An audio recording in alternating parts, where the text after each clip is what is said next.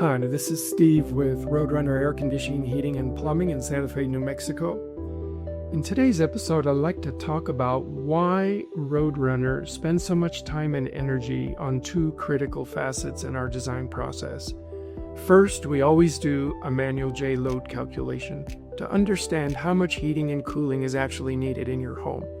But second, we also do an engineering design using Mitsubishi Electric's Diamond System Builder engineering software. Both facets are important, and I'm going to show you an example of a home in Santa Fe where this becomes very clear and why we do this effort.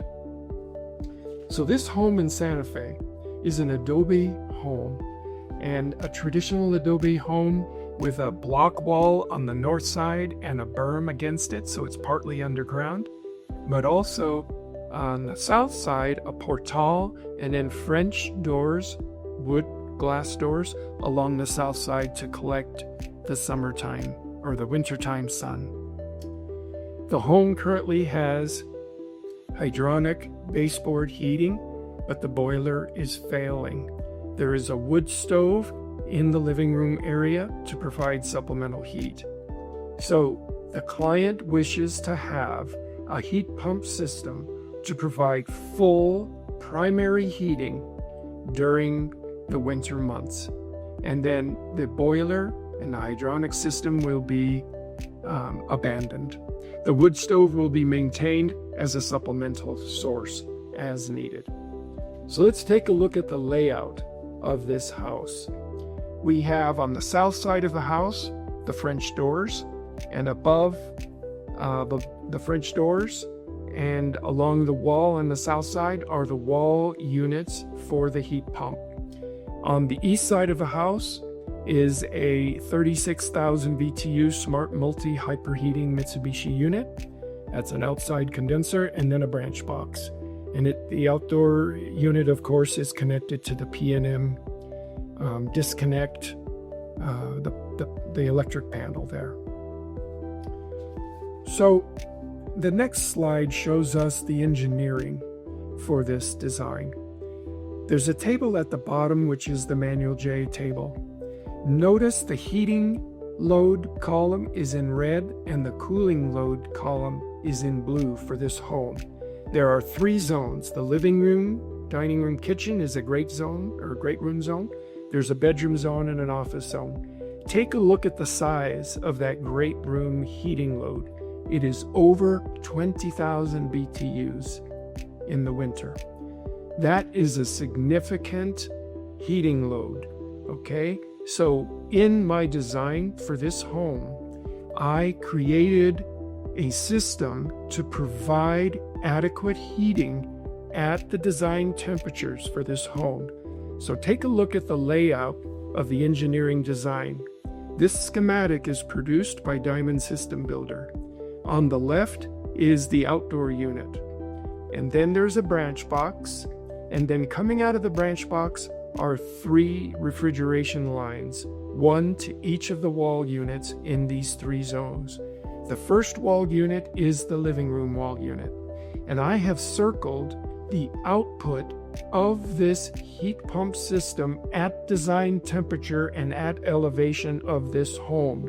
And it shows in red 20,500 BTUs per hour at the design temperatures of 10 degrees in Santa Fe. And then the cooling production is 16.8 thousand BTUs at the 90 degrees summertime temperatures. Notice I have a red arrow going down to a red circle in the manual J load calculation table. It shows the 20.8 thousand BTUs that I need to match with the output of that living room wall unit. And it is fully adequate to handle the heating load at the 1 percentile temperature of 10 degrees for Santa Fe. Now, the true story that I want to get to you here for today's episode is this client also received other quotes and other designs from other plumbers in Santa Fe. and they put together their own Mitsubishi designs. To her credit, we had a conversation about the other designs, and her second choice besides Roadrunner air conditioning was another design that I actually put in the Diamond System Builder to see what its performance would have been if she had gone with that plumber. So let's take a look at that slide and see what the production of heat would have been if she had gone with the Roadrunner competitor. This is the design of that competitor. Instead of having a 36,000 BTU smart multi-hyperheating system, the design has a 42,000 outdoor unit, but it is a regular or standard heat pump, not a hyperheating heat pump.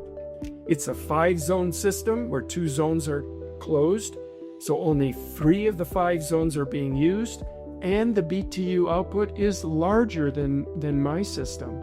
So doesn't it seem that the heating would be as good or better than my system's heating?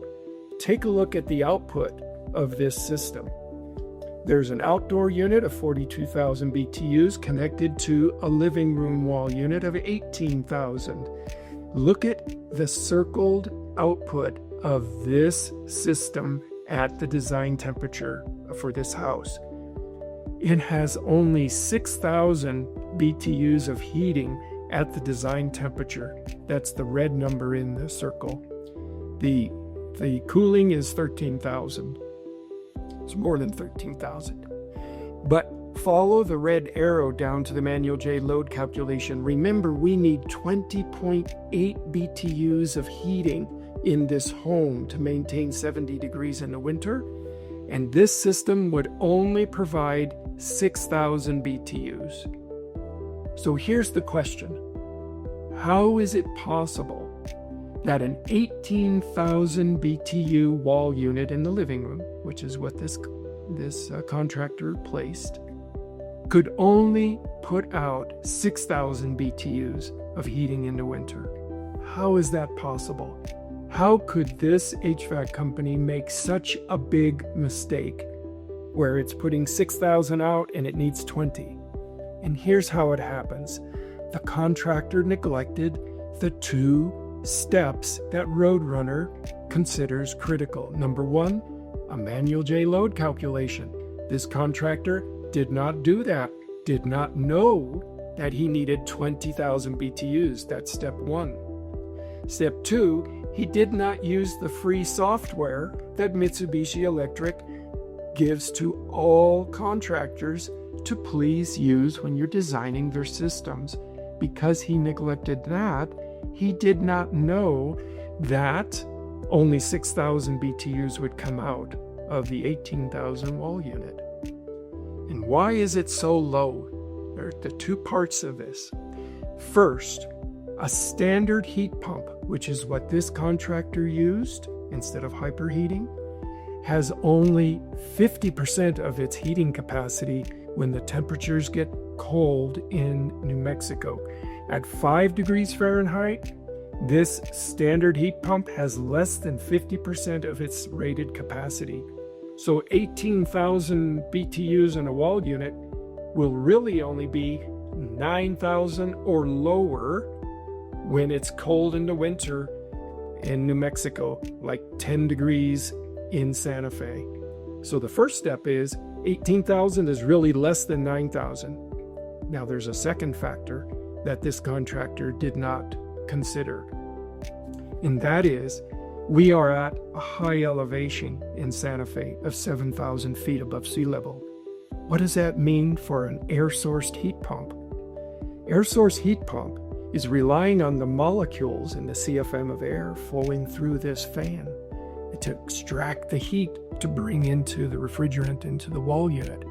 At high elevation, the rated capacity of 42,000 BTUs of the outdoor unit is much less because of the fewer molecules in the low density, high elevation air. So there is a factor, a derating factor, that the Diamond System Builder software brings in to take account of that elevation difference. And that is around 25%. So there's a D rating because of high elevation of at least 25% for this Santa Fe home. So take your 9,000 BTUs at cold temperatures instead of the 18,000 and then subtract another 25%. And this is why Diamond System Builder clearly shows that 6,000 BTUs is what's going to be coming out at high elevation and cold temperature, and it's way lower than this client needs to keep her Adobe home warm in the winter of Santa Fe. So this is why Roadrunner, doing its process of Manual J with Diamond System Builder engineering design, is so important for you to get a heat pump that actually does what you want it to do in our cold winters in northern New Mexico. Thanks for listening.